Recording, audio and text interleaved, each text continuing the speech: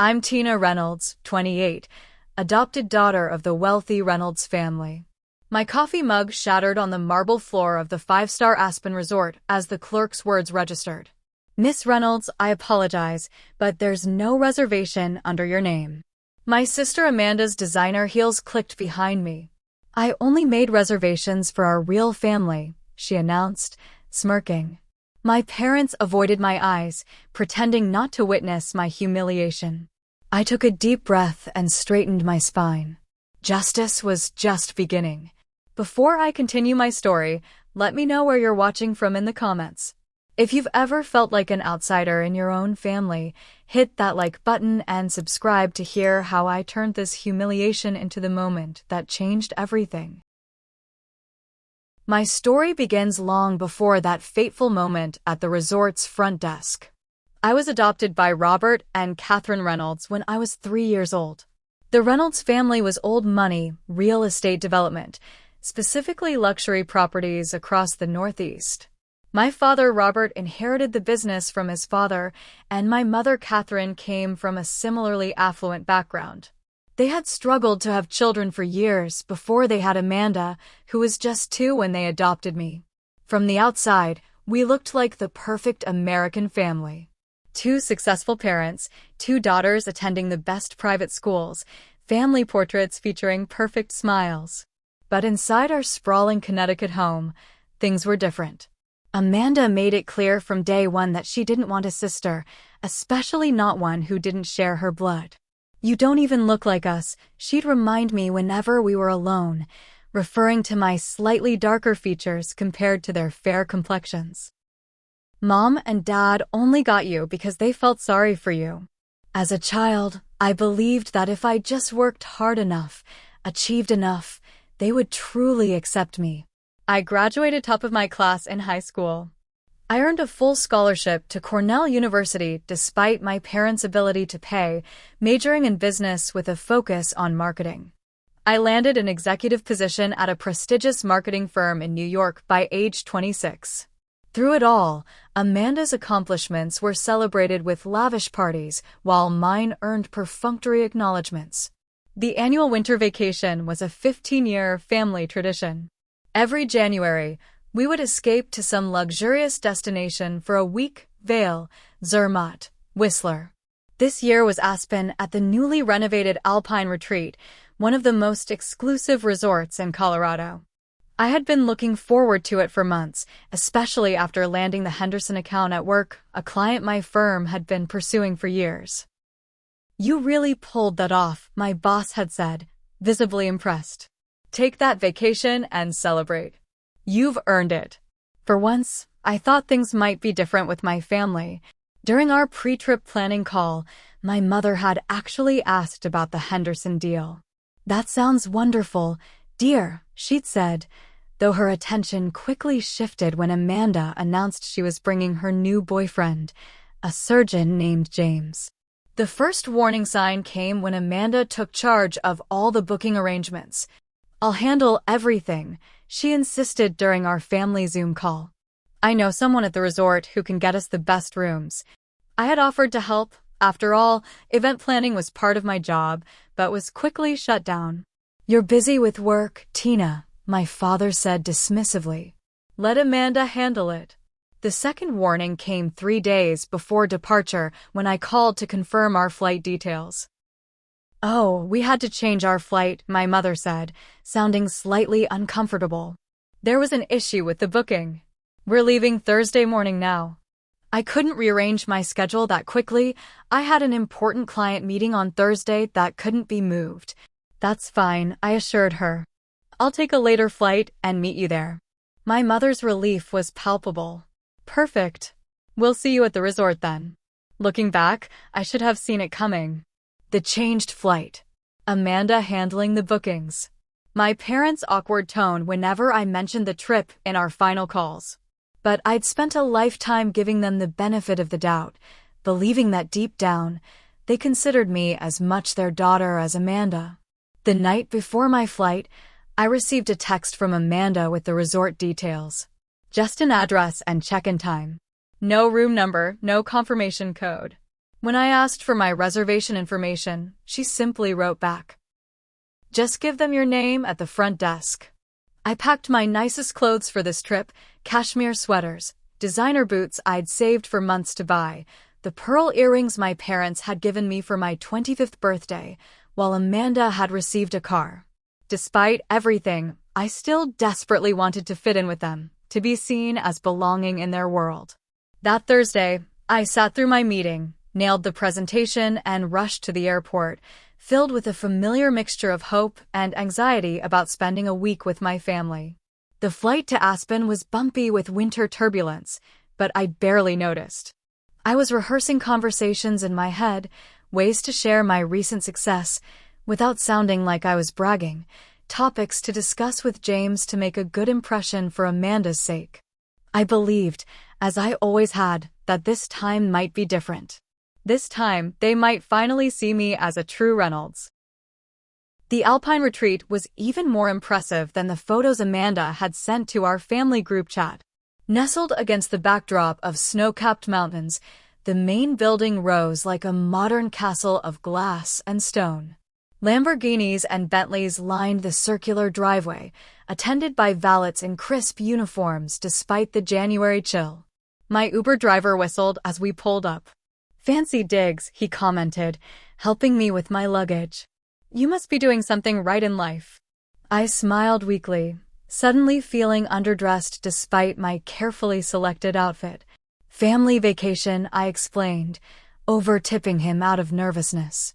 The bellhop who greeted me was a young man named Marco with a genuine smile. "Welcome to Alpine Retreat, ma'am," he said, taking my bags. "First time with us?" "Yes," I replied, glancing around the imposing entrance. "I'm meeting my family. They arrived yesterday." "You're in for a treat," Marco assured me, leading me through massive wooden doors into the grand lobby. "Best resort in Aspen, if you ask me." The lobby was a cathedral to luxury, soaring ceilings with exposed wooden beams, a massive stone fireplace where guests in cashmere lounged with cocktails, and floor-to-ceiling windows showcasing the mountain views. Crystal chandeliers cast a warm glow over everything, including the immaculate white marble floors. After an exhausting day of work, flying, and the altitude adjustment, I was looking forward to collapsing in my room before meeting my family for dinner. I approached the mahogany reception desk, where a clerk in a tailored suit greeted me with practiced warmth. "Welcome to Alpine Retreat. How may I assist you today?" "Checking in, please. Tina Reynolds." I pulled out my ID and credit card, setting my coffee mug, purchased at the airport and still half full, on the counter. The clerk, whose name tag read Nathan, typed on his computer. His expression shifted subtly. He typed something else, frowning slightly. "Is there a problem?" I asked, the familiar anxiety bubbling up. "One moment, please." Nathan picked up a phone, speaking quietly before returning to his computer. That's when I heard it, the distinctive click of Amanda's Louboutins on marble. I turned to see my sister approaching, immaculately dressed in designer ski wear she'd probably never use for actual skiing. Behind her trailed our parents and James, all looking uncomfortable. "Miss Reynolds," Nathan finally said, his professional demeanor slipping to reveal genuine discomfort. "I apologize, but I cannot find your reservation." "That's impossible," I said, pulling out my phone. "My sister handled the bookings. She's right there, actually." The moment the words left my mouth, I saw the truth in Amanda's smirk. My hand trembled as I reached for my coffee mug. "I only made reservations for our real family," Amanda announced loudly enough for nearby guests to hear. She stepped closer, her voice dropping to a whisper only I could hear. "Did you really think we wanted you here? You're always trying so hard, Tina. It's embarrassing." The mug slipped from my fingers, shattering on the pristine marble floor. Coffee splashed onto my boots and the hem of my pants. A nearby couple stopped their conversation to stare. At the concierge desk, a woman in diamonds paused while collecting tour brochures. I turned to my parents, waiting for them to intervene, to tell Amanda she was out of line, to fix this as parents should. Instead, my father suddenly became fascinated by something on his phone.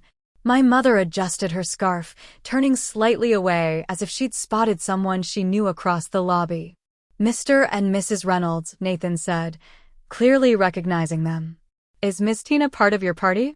Before they could answer, Amanda cut in.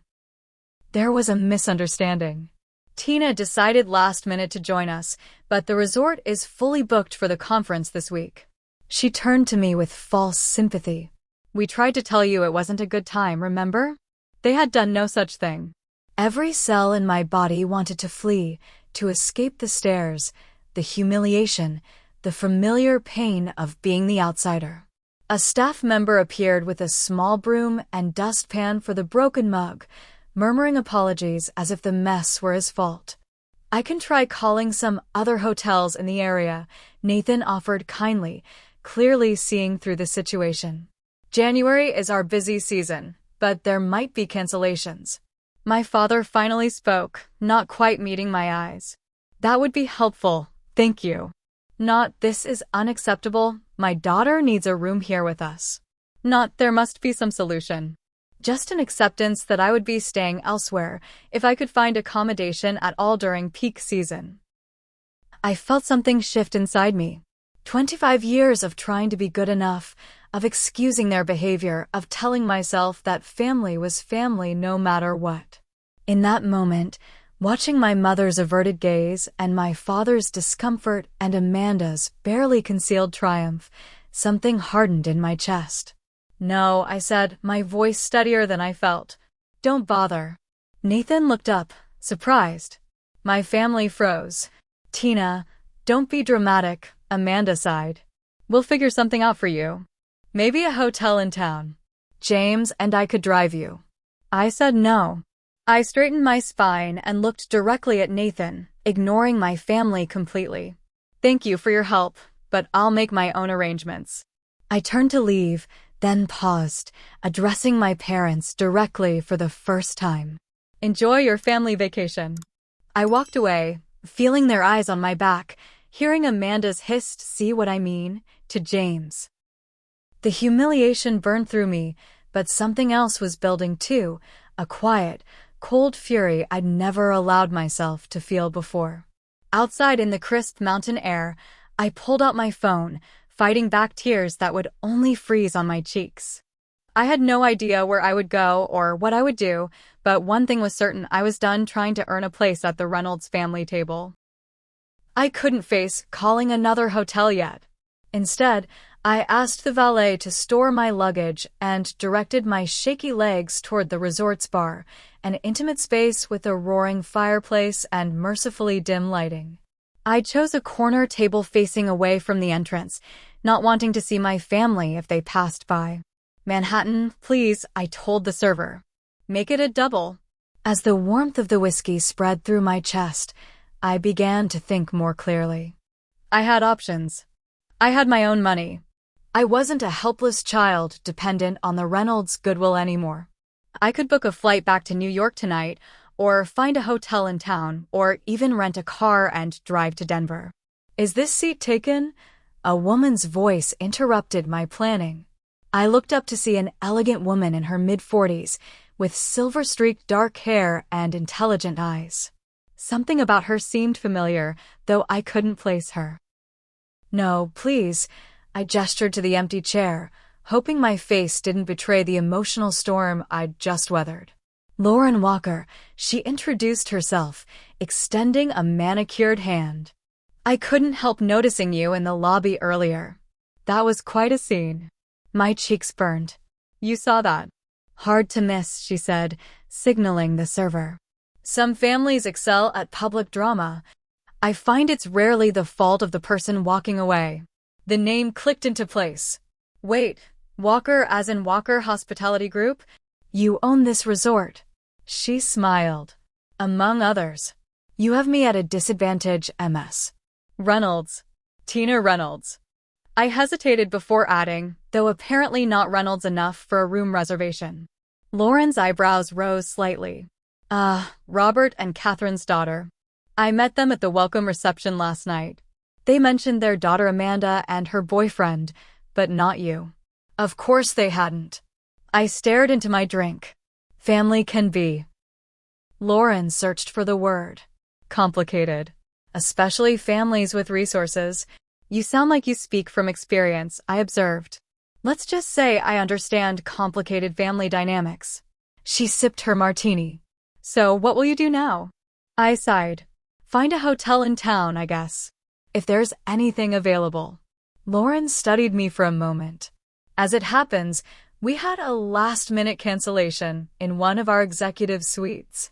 The Mountain View one, not the Valley View your family has. She smiled slightly. Resort policy normally requires a 48-hour cancellation notice, so technically, the room is still paid for. Are you offering me a room? I asked, hardly daring to believe it. Consider it professional courtesy. And perhaps a small act of justice. She pulled out a business card and wrote something on the back. Give this to Nathan at the front desk. He'll handle everything discreetly. I took the card, oddly moved by this unexpected kindness. Thank you. I don't know what to say. Say you'll join me for breakfast tomorrow, Lauren replied. I'm always interested in meeting capable young women who handle difficult situations with grace. After she left, I remained at my table, finishing my drink and formulating a plan. I would accept Lauren's offer. I would stay at the resort.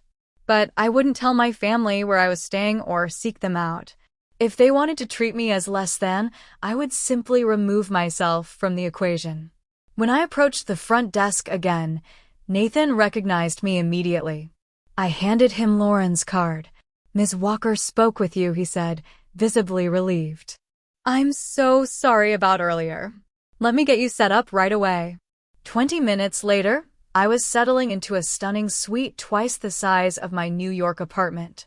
Floor-to-ceiling windows showcased the illuminated ski slopes against the night sky. A complimentary bottle of champagne sat chilling beside a handwritten note from Lauren. I sank onto the plush king-sized bed, emotionally exhausted but somehow lighter than I'd felt in years. For the first time, I wasn't scrambling to fix a situation my family had created. I wasn't swallowing hurt feelings to keep the peace. I was simply taking care of myself. My phone buzzed with a text from my mother. Where are you staying? We're concerned. Now they were concerned? After watching Amanda humiliate me without saying a word, I turned off my phone without responding and ran myself a bath in the enormous marble tub. That night, I cycled through grief, anger, and finally, as dawn broke over the mountains, determination. I would not let them ruin this week. I would not let Amanda's cruelty or my parents' indifference define my experience. I would enjoy this luxury resort, make connections, and perhaps most importantly, stop pretending that the Reynolds family was something it wasn't. I dressed carefully the next morning in a cashmere sweater and well-fitted jeans, applied subtle makeup, and headed to the restaurant where Lauren had suggested we meet. I spotted my family at a corner table as soon as I walked in. Amanda saw me first, her fork pausing halfway to her mouth. My father followed her gaze, his expression shifting from confusion to guilt.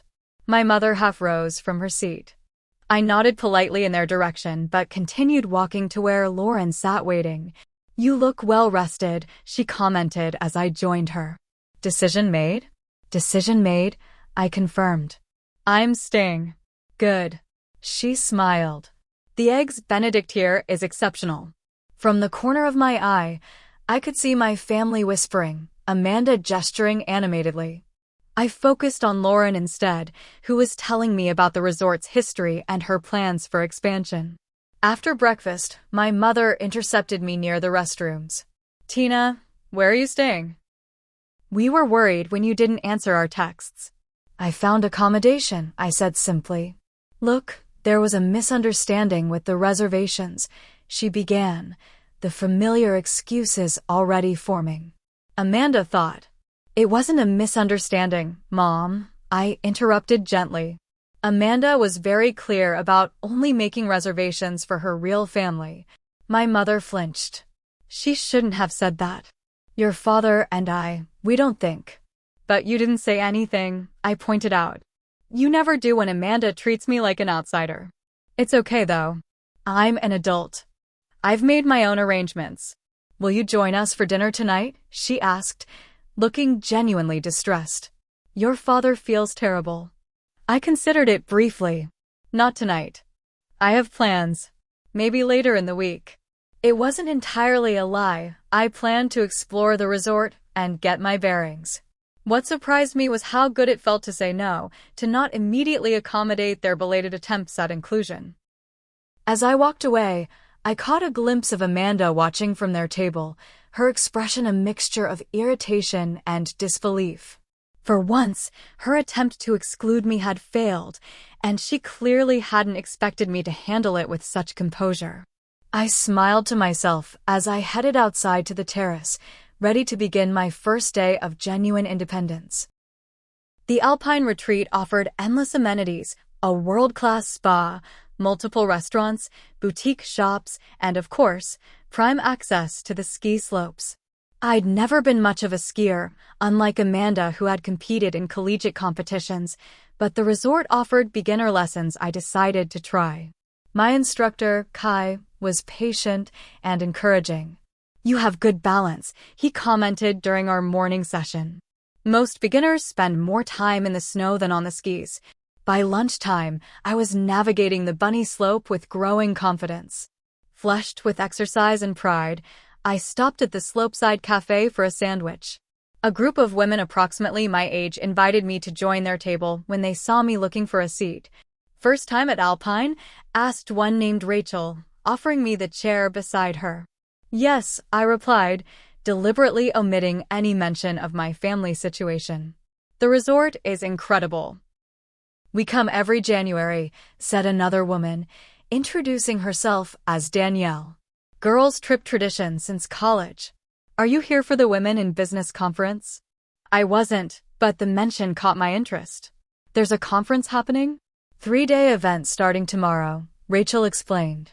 Female entrepreneurs and executives from across the country. Lauren Walker hosts it annually. She's kind of amazing. That explained the business card and breakfast invitation. Lauren wasn't just being kind to a stranded guest. She'd recognized something in me that aligned with her conference.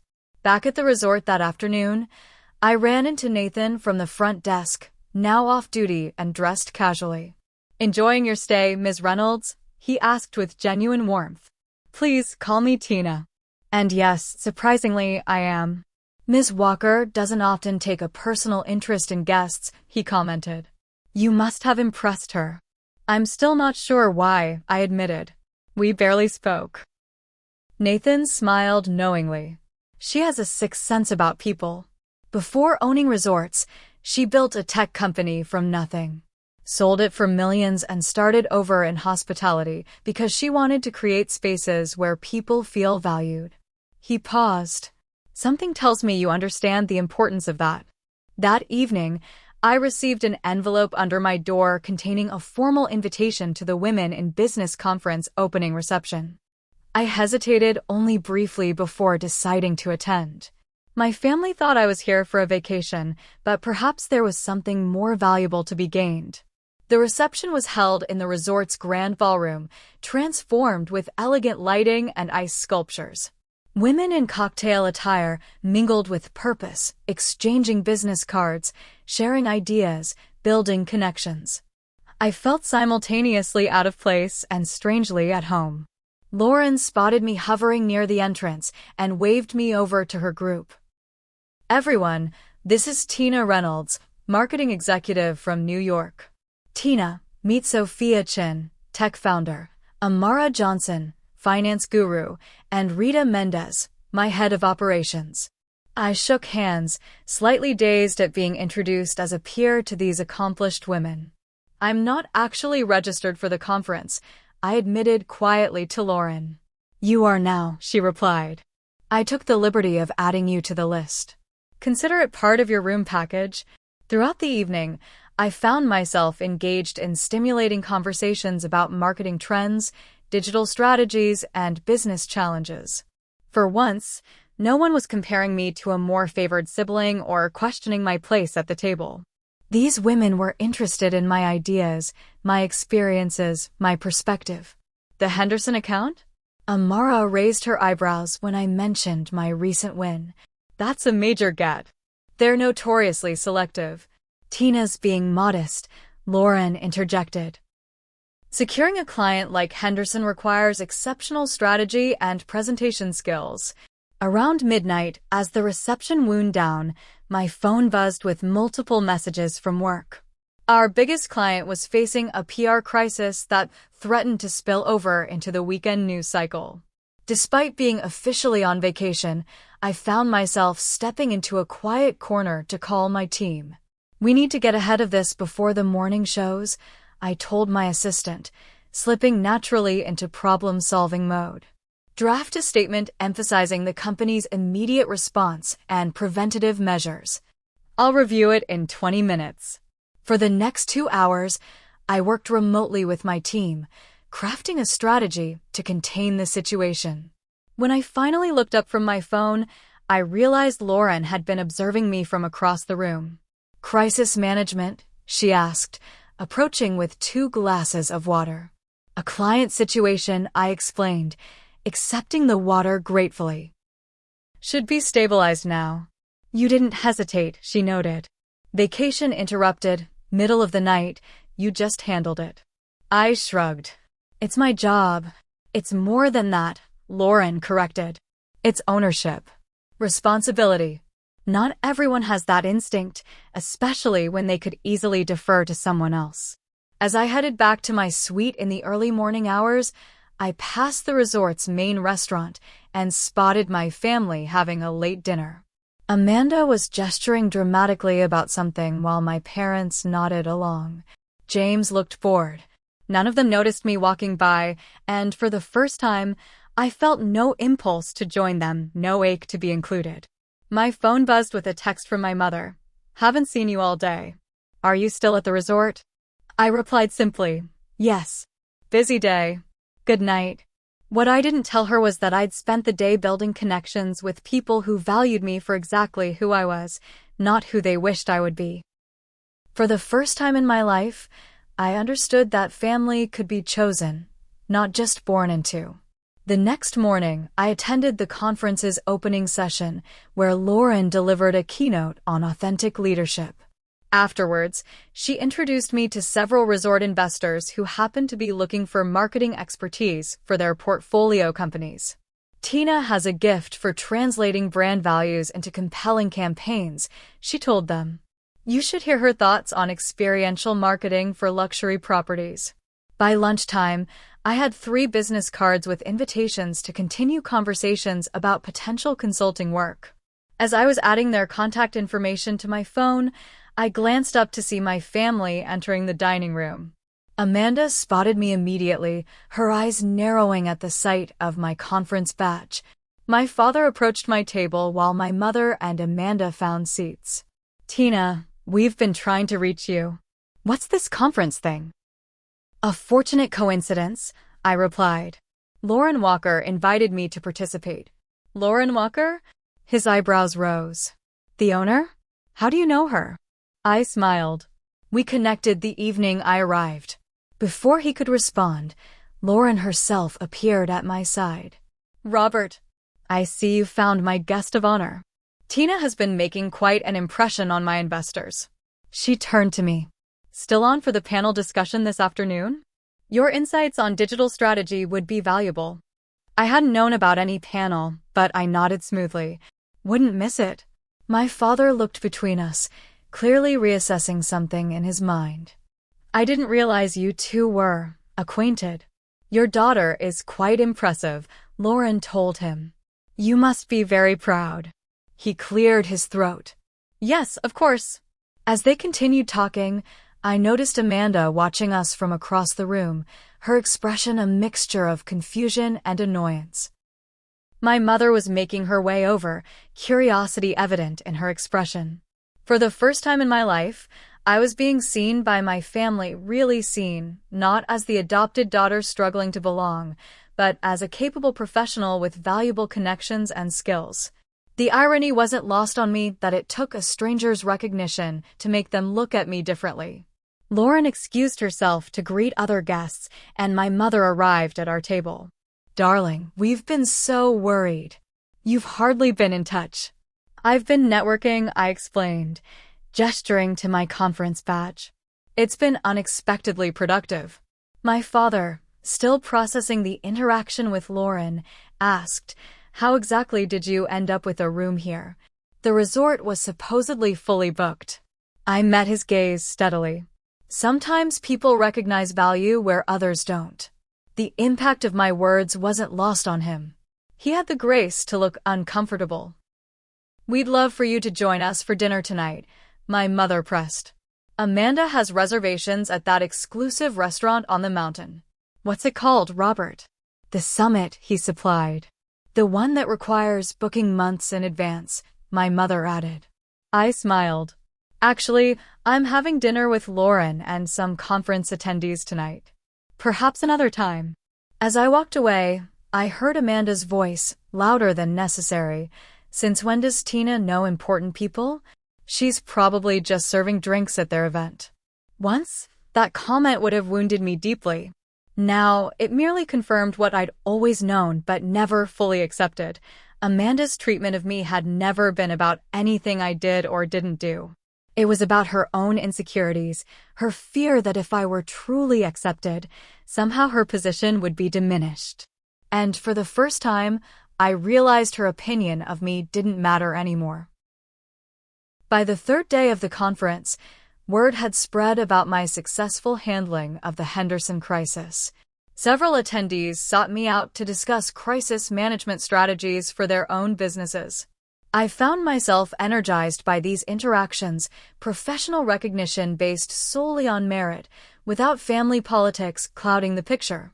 During the afternoon break, I checked my phone to find multiple missed calls from Amanda. Curious rather than anxious, I called her back. Finally, she answered, sounding irritated. "What's this I hear about you being involved in some VIP dinner last night?" "Hello to you too, Amanda," I replied calmly. "Yes, I attended a dinner with conference speakers and sponsors." "Why?" "James overheard someone talking about you like you're some kind of marketing genius," she said accusingly. "Since when are you friends with Lauren Walker?" "Dad says she owns half the luxury resorts in the country." "We connected recently," I said, deliberately vague. "The conference has been a great networking opportunity." "Well, we've barely seen you this entire trip," she complained. "Mom and Dad think you're avoiding us." The lack of self-awareness was staggering. "I've been busy with the conference." "Whatever. Mom insists we have a family dinner tonight. The private dining room at Evergreen is booked for 7. She says it's non-negotiable." I hesitated, weighing my options. Part of me wanted to decline, to maintain the pleasant distance I'd established. But another part recognized that eventually, I would need to face my family directly. "Fine," I agreed. "I'll be there." The Evergreen was the resort's most exclusive restaurant, featuring seasonal ingredients and a renowned chef. The private dining room offered mountain views through a wall of windows and a roaring fireplace that cast a warm glow over the rustic elegant decor. I arrived precisely at 7, dressed in a simple black dress that projected confidence. My parents and Amanda were already seated, with James beside her looking uncomfortable. I suspected he'd rather be anywhere else than in the middle of family drama. "Tina, darling," my mother greeted me with forced cheerfulness. "So lovely of you to join us." My father stood awkwardly. "You look well. Been enjoying the conference?" "Very much," I replied, taking the empty seat. "It's been enlightening." Amanda snorted softly. "I bet. Making friends with the hotel owner must be convenient when you need a room." And there it was, the first jab, barely 5 minutes into dinner. "Amanda," my mother cautioned quietly. "What?" Amanda feigned innocence. "I'm just saying it's interesting timing, her suddenly being besties with Lauren Walker right after we had that little misunderstanding about reservations." "It wasn't a misunderstanding," I said evenly, meeting her gaze. "You deliberately excluded me, then announced it publicly to humiliate me." An uncomfortable silence fell over the table. James studied his menu with intense interest. "That's a bit dramatic," Amanda scoffed. "You always make everything about you." 20 years of swallowing such comments, of making peace, of accommodating Amanda's jealousy flashed through my mind. But I wasn't that person anymore. "No, Amanda," I said quietly but firmly. "I've spent my entire life trying not to make anything about me. I've downplayed achievements so you wouldn't feel threatened. I've accepted second-class treatment in this family to keep the peace. I've made excuses for behavior that was inexcusable." My parents exchanged alarmed glances. "Tina, this isn't the place," my father began. "When is the place, Dad?" I interrupted. "When has there ever been a right time to discuss how you've allowed Amanda to treat me? How you've enabled it by your silence?" "That's unfair," my mother protested weakly. "Is it? Let's talk about fairness." I turned to face her directly. "Was it fair when Amanda got a car for her 25th birthday while I got earrings? Was it fair when you threw her a massive graduation party but forgot to plan one for me until my roommate called you? Was it fair when she deliberately left me without a room at this resort and you said nothing?" My voice remained calm, but inside I felt decades of suppressed hurt and anger crystallizing into clarity. "You're embarrassing yourself," Amanda hissed, looking around though no one could hear us in the private room. "This is exactly why I didn't want you on this trip. You always ruin everything with your neediness and your adoption complex." "Amanda." My father's shock seemed genuine. "What, Dad? We're all thinking it. She's not really a Reynolds. She never has been. She doesn't look like us, act like us, fit in with us. We did our charitable duty taking her in, but does she have to keep forcing herself into every family event?" The dining room fell silent except for the crackling fire. My mother's face had gone pale. James looked like he wanted to disappear. My father stared at Amanda as if seeing her clearly for the first time. I felt strangely calm. "Thank you for finally saying out loud what you've implied my entire life." "Tina, she doesn't mean it," my mother started, but I held up my hand. "Yes, she does. And in a way, I'm grateful for her honesty." I folded my napkin and placed it beside my untouched plate. "I've spent my whole life trying to earn a place in this family, believing that if I just achieved enough, succeeded enough, accommodated enough, you would truly accept me." I stood up slowly, but I see now that was never going to happen. Not because of any failing on my part, but because you never really wanted it to. "You ungrateful," Amanda began, rising from her chair. "That's enough, Amanda," my father said sharply, surprising all of us. "Sit down." For once, Amanda looked taken aback. "Tina," my father said, his voice uncharacteristically uncertain. "Please don't leave. We should talk about this." "I think we finally are talking about it," I replied. "But I'm not staying for dinner. I have more self-respect than that." As I walked toward the door, Amanda called after me, "Go ahead, run away. That's what you always do when things get hard." I paused, hand on the doorknob. "No, Amanda. That's what you do, create chaos, then make it someone else's problem. But this time, I'm not fixing it for you." Outside the restaurant, I leaned against the wall, taking deep breaths. Instead of the devastation I'd expected to feel, I experienced an odd sense of liberation. The worst had happened, the fear of rejection that had haunted me my entire life, and I had survived it. More than survived, I had finally stood up for myself. My phone buzzed with a text from Lauren, heading to a meeting with potential investors for the new Sedona property. They need marketing guidance. Join us? The timing couldn't have been more perfect. An escape from the emotional aftermath and a professional opportunity rolled into one.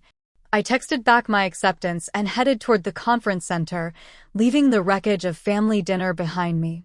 Lauren met me at the entrance. "You look like you could use a drink stronger than the cucumber water they're serving." "Family dinner," I explained briefly. "It didn't go well." She nodded understandingly. "Family business is never simple.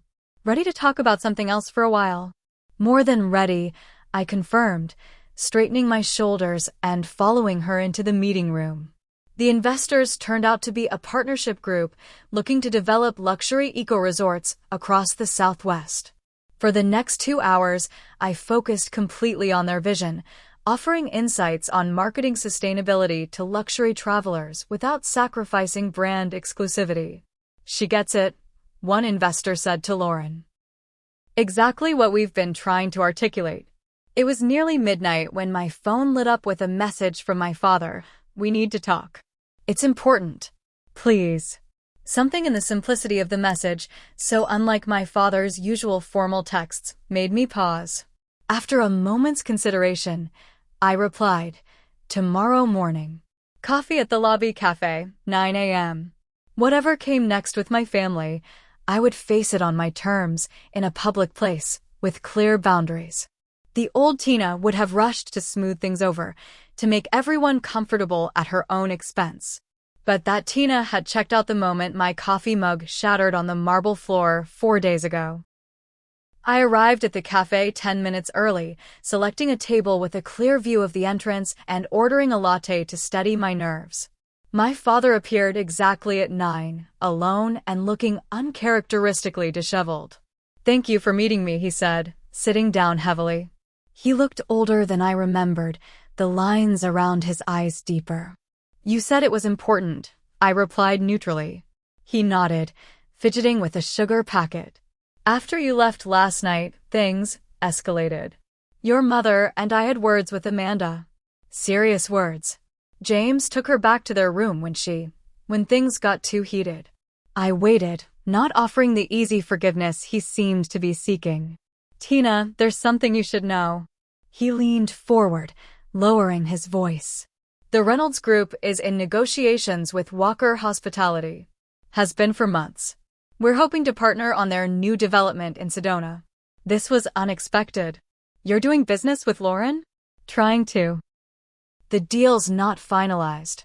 Lauren Walker is particular about who she works with. Values alignment, she calls it. He looked uncomfortable. Last night, after you left, she canceled our meeting scheduled for this morning. Her assistant said she's reconsidering the partnership. The pieces clicked into place. Lauren had witnessed my humiliation in the lobby. She'd heard about Amanda's behavior from resort staff. And now, she was using her business leverage to make a point. I see, I said carefully. And you think I had something to do with this? No, he backpedaled quickly. But you know her. She respects you. If you could perhaps put in a good word. The irony was almost too much. After a lifetime of being treated as less than, my father was now asking for my help because of my connection to someone he needed to impress. Dad, I said slowly, are you asking me to use my relationship with Lauren to salvage your business deal after Amanda publicly announced I wasn't really family and you and Mom stood by and watched? He had the grace to look ashamed. When you put it like that, how else should I put it? He was silent for a long moment. I've made mistakes, Tina. Many of them. Your mother and I both have. We thought we were protecting family harmony by not confronting Amanda's issues. But we were wrong. It was the closest thing to an apology I'd ever heard from him. Last night, after everything that happened, your mother and I talked for hours. Really talked, maybe for the first time in years. About you, about Amanda, about the family we've been and the family we should have been. I sipped my latte, giving him space to continue. Amanda has always been challenging, high-strung, demanding, even as a toddler.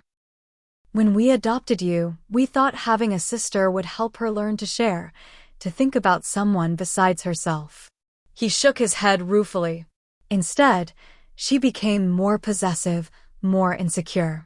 That's not my fault, I pointed out. I was 3 years old. No, it's not your fault. It's ours. We should have gotten her help, set clearer boundaries. Instead, we gave in to her demands, thinking it was easier. He looked at me directly. And you paid the price for our failure. Before I could respond, my phone buzzed with a text from Lauren. Breakfast meeting with the Reynolds team canceled. Looking to restructure partnership approach. Your thoughts?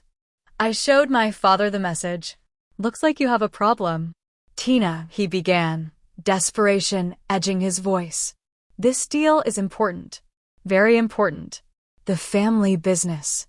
I'm aware of the business implications, I interrupted. What I'm wondering is why I should help. He seemed genuinely taken aback. Because we're family. Are we? According to Amanda, I'm not really a Reynolds. Amanda doesn't speak for all of us, he said firmly. She doesn't speak for me. But you let her, I countered. For 28 years, you've let her actions and words define our family dynamic. We were interrupted by Lauren approaching our table. Tina, good morning. Robert, I see you got my message about the meeting. My father stood quickly. Ms. Walker, I was hoping we might reschedule. Actually, Lauren said coolly, I'm reconsidering the structure of our potential partnership. My team has concerns about alignment. Perhaps we could discuss those concerns, my father suggested. Over lunch, perhaps? I already have lunch plans with Tina, Lauren replied smoothly. We're discussing a potential position with Walker Hospitality. Her marketing expertise would be invaluable to our expansion plans. My father's expression was a complex mixture of shock, realization, and, perhaps for the first time, genuine respect as he looked at me. Just then, Amanda appeared at the cafe entrance, spotting us immediately. She marched over, James trailing reluctantly behind her. There you are, she said to our father. Mom's looking for you. The meeting with Walker was cancelled. She broke off, noticing Lauren. Oh! Lauren smiled politely. Amanda, isn't it? I don't believe we've been formally introduced. I'm Lauren Walker. Amanda shifted instantly into charm mode. Ms. Walker, what a pleasure. I've heard so much about your properties.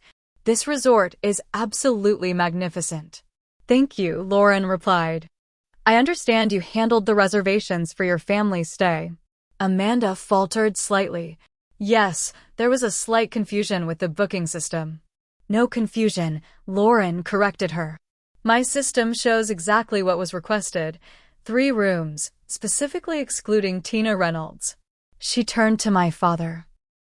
Unusual way to treat family, wouldn't you say, Robert? The color drained from Amanda's face. There's been a misunderstanding. I think we all understand perfectly, Lauren interrupted. Now, if you'll excuse us, Tina and I have business to discuss. As Lauren and I walked away, I heard Amanda hissing at our father. What does she mean? A position with Walker Hospitality. Tina can't possibly. That was quite a scene, Lauren commented as we moved out of earshot. For what it's worth, I wasn't bluffing about the job offer. I looked at her, surprised. You're serious? Completely. I need a marketing director for our expansion projects. Someone with fresh ideas who isn't afraid to stand up for themselves. She smiled. Sound like anyone you know? Before I could respond, my phone rang. It was my mother. I should take this, I told Lauren. Of course. Come find me when you're ready to talk details. My mother's voice was strained. Tina, we need your help. The Walker deal is falling apart, and your father says you might be able to intervene. I'm not sure what you expect me to do, I replied honestly. Please, she said, an unfamiliar note of humility in her voice. Just hear us out. The family business is important, I know. I sighed. Where are you? Conference room B. We're supposed to be meeting with Lauren's team, but she won't join until you're here. 20 minutes later, I found myself in a surreal situation, sitting at a conference table with my parents, Amanda, James, Lauren, and several executives from both companies. The tension was palpable. Now that everyone's here, Lauren began, let me explain my concerns about this partnership. The Reynolds Group has an excellent business record, but at Walker Hospitality, we care deeply about values alignment. Family values, specifically. Amanda shifted uncomfortably. Tina, Lauren continued, given your marketing background and your unique perspective on the Reynolds organization, I'd value your assessment. Do you believe our companies would work well together? All eyes turned to me. In that moment, I held the power to either sabotage my family's business interests or help salvage them. The irony wasn't lost on me. I took a deep breath. The Reynolds Group has built its reputation on luxury properties that bring families together. That core value is genuine, even if. I glanced at my parents. The execution is sometimes flawed. Lauren nodded, encouraging me to continue. As for values alignment, I said carefully, I believe the potential is there, with the right commitments from leadership. For the next 2 hours, I found myself in the unexpected position of mediator, helping restructure the partnership agreement to include specific ethics and values clauses. My marketing background allowed me to bridge communication gaps between the teams, translating technical terms and finding compromise solutions. By the end of the meeting, a modified agreement was in place, and Lauren had invited me to join the development team as a consulting liaison between the companies, a position that would utilize my skills while allowing me to maintain my independence. As the Walker team filed out, Lauren squeezed my shoulder. Well played, she murmured. The job offer still stands whenever you're ready. Left alone with my family, I waited for their reaction. My father spoke first. That was impressive, Tina. He seemed to be seeing me with new eyes. You saved a deal we've been working on for months. You did more than that, my mother added quietly. You showed tremendous grace. After everything. I'm not sure I would have done the same in your position. Amanda remained silent, arms crossed defensively. I didn't do it for thanks, I told them honestly. I did it because it was the right thing to do professionally. And because despite everything, I don't want to see the family business fail. We don't deserve your help, my father acknowledged. But we're grateful nonetheless. And we owe you more than gratitude, we owe you an apology. A real one. My mother nodded, tears in her eyes. We failed you, Tina. For years. We let Amanda's insecurities dictate how we treated you, and it was wrong. So deeply wrong. Amanda made a small sound of protest, but James put his hand on her arm, silencing her. I appreciate that, I said carefully. But an apology is just words unless it's followed by change. We want to change, my mother insisted. We want to be better. To be the family you deserve. I nodded, not quite ready to fully accept, but willing to leave the door open. That would start with acknowledging that family isn't about blood or legal documents. It's about how you treat people, how you show up for them, how you make them feel like they belong. As we left the conference room, I felt lighter somehow. Not because everything was magically fixed. It wasn't, and might never fully be, but because for the first time, I had stood in my truth without flinching, without accommodating, without diminishing myself to make others comfortable. And in doing so, I had finally found the belonging I'd been seeking all along, not in my family's approval, but in my own self-acceptance. On the final morning of our stay at Alpine Retreat, I sat on my suite's balcony, watching the sunrise paint the mountains gold. My phone buzzed with a text from my father. Family breakfast before checkout? Private dining room, 9 a.m. After a moment's consideration, I replied, I'll be there. I packed my suitcase slowly, reflecting on the extraordinary week that had unfolded from that moment of humiliation in the lobby. I'd come to Aspen expecting a familiar family dynamic, trying too hard, being subtly excluded, swallowing hurt feelings to keep the peace. Instead, I'd found my voice, made valuable connections, and been offered a career opportunity that aligned perfectly with my skills and aspirations. Whatever happened at breakfast, I would be leaving Alpine Retreat a different person than the one who arrived. The private dining room was quiet when I entered, just my parents and Amanda already seated. James was noticeably absent. James had an early flight back to Boston, my mother explained, noting my glance at the empty chair. Hospital emergency. Amanda looked subdued, her usual perfect appearance slightly mussed, eyes puffy as if she'd been crying. Thank you for coming, my father began awkwardly. We wanted to talk before we all head home. I nodded, waiting. What happened this week? He continued, what's been happening for years, it stops now. He looked directly at Amanda. All of it stops. Amanda stared at her untouched coffee.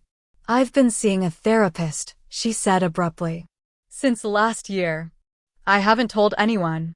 This was unexpected. Amanda had always scoffed at therapy, calling it a crutch for weak people. She says I have. Amanda struggled visibly, abandonment issues. From when I was little, before you came. When Mom was sick. I looked at my mother in surprise. This was the first I'd heard of any illness. My mother nodded sadly. Postpartum depression. Severe. I was hospitalized for 3 months when Amanda was 2. She stayed with your grandparents. She reached for Amanda's hand. We never really talked about it afterward. I think we all just wanted to pretend it never happened. When they brought you home, Amanda continued, not meeting my eyes, everyone was so focused on the new baby. On making you feel welcome. I thought. She swallowed hard. I thought they were replacing me. Because I'd made Mom sick. Oh, Amanda, my mother whispered. Is that what you believed all these years? I know it's not rational, Amanda said defensively. That's why I'm in therapy. But it felt real. It still feels real sometimes. She finally looked at me. I don't expect you to forgive me. What I did here, what I've done for years, it's unforgivable. I sat in silence, processing this revelation.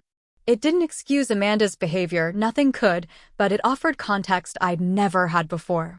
I'm not ready to forgive everything, I said honestly. That would be pretending, and I think we've all done enough of that. But I appreciate your honesty. It's a start. We've made so many mistakes, my father acknowledged. Trying to keep the peace instead of addressing the real issues. Allowing patterns to become entrenched. Taking your resilience for granted. We'd like to try again, my mother said tentatively. To be a real family. All of us. I considered her words carefully. That would require real change. Real effort. From everyone. We know, my father nodded. We're prepared to do that work. Family therapy, open communication, whatever it takes. And what about Lauren's job offer? Amanda asked suddenly. Are you taking it? The question revealed that despite everything, Amanda still saw my choices through the lens of how they affected her. Some patterns wouldn't change overnight. I'm strongly considering it, I replied. It's an excellent opportunity professionally. But you'd be moving to Aspen, my mother said, looking distressed. We'd hardly see you. Maybe that's not a bad thing, I suggested gently. Some distance while we figure out what a healthier relationship looks like. My father nodded slowly. You need to do what's right for you, Tina. We support that, even if it's difficult for us. The rest of breakfast passed in subdued conversation about practical matters, checkout times, flight schedules, when we might next see each other. As we prepared to leave, Amanda pulled me aside. I need to say something else, she said, visibly uncomfortable. I've been awful to you. For years. And the worst part is, you never deserved any of it. You were just a kid who needed a family. We both were, I acknowledged. Just in different ways. The things I said in the restaurant, about you not being a real Reynolds. She looked away. That's not true. You're more of a Reynolds than I am in some ways. The way you handled the business meeting, how you stepped up when you could have easily sabotaged everything. Dad's been talking about it nonstop. I didn't do it for his approval, I told her. I know. That's kind of the point. She hesitated. My therapist says I've spent my whole life seeking validation, measuring my worth through other people's reactions. You never needed to do that. You know who you are. It was perhaps the most insightful thing Amanda had ever said to me, and the closest thing to a genuine compliment she'd ever offered.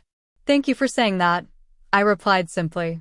2 weeks later, I stood in my new apartment in Aspen, unpacking boxes while snow fell gently outside floor-to-ceiling windows.